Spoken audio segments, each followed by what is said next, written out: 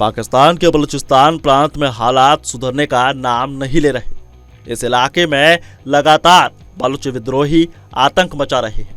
इसी बीच अधिकारियों की बात सुनी गई और उन्होंने बताया कि संदिग्ध विद्रोहियों ने बलूचिस्तान प्रांत में एक बार फिर जाफर एक्सप्रेस को निशाना बनाया। विद्रोहियों ने 2 ट्रेनों जाफर एक्सप्रेस और बोलन मेल यात्री ट्रेन को निशाना बनाने के लिए बम विस्फोट किए।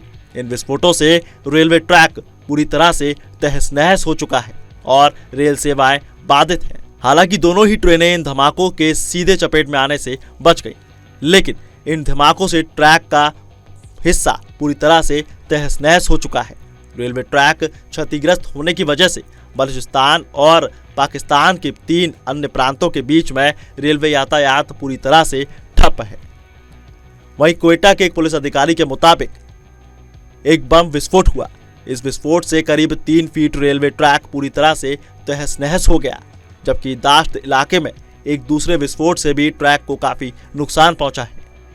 वहीं पुलिस के मुताबिक दोनों ही मामलों में जाफर एक्सप्रेस और बोलन मेल यात्री ट्रेन निशाने पर थी। विस्फोटों की वजह से मुख्य लाइन पर ट्रैक क्षतिग्रस्त होने से रेल सेवाएं बाधित हो गई। मस्तुंग जिले के दाश्त क्षेत्र में दूसरे धमाके में मुख्य लाइन का एक हिस्सा पूरी तरह से खराब हो चुका है।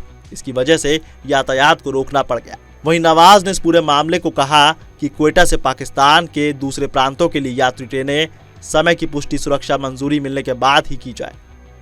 उन्होंने कहा कि यात्रियों की सुरक्षा हमारे लिए सबसे ज्यादा जरूरी है और क्वेटा से रवाना होने वाली सभी ट्रेनों के लिए विशेष सुरक्षा इंतजाम किए जा रहे हैं। आपको बता दें कि सुरक्षा चिंताओं के बीच जाफर एक्सप्रेस की एक विशेष सेवा पेशावर के लिए रवाना होने की अनुमति दी गई है।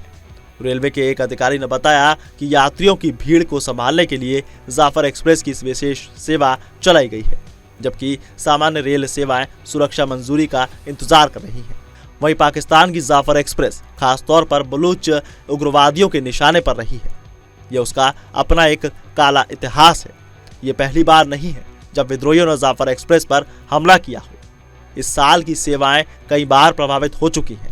पिछले 2 महीनों में विद्रोहियों ने जाफर एक्सप्रेस और बोलन मेल पर कम से कम 3 बार हमला किया है, जिनमें रेलवे ट्रैक को नुकसान पहुंचा, लेकिन कोई जान माल का नुकसान नहीं हुआ। वहीं 11 मार्च को ट्रेन के एक अपहरण का शिकार भी हुई थी, जब आतंकवादियों ने इंजन पर गोलीबारी की और करीब 400 यात्रियों को बंधक बना लिया था। इस हमले में 20 से ज्यादा लोगों की जान चली गई थी और जबकि सुरक्षा बलों ने अन्य यात्रियों को बचा लिया था और 33 विद्रोहियों को मार गिराया था।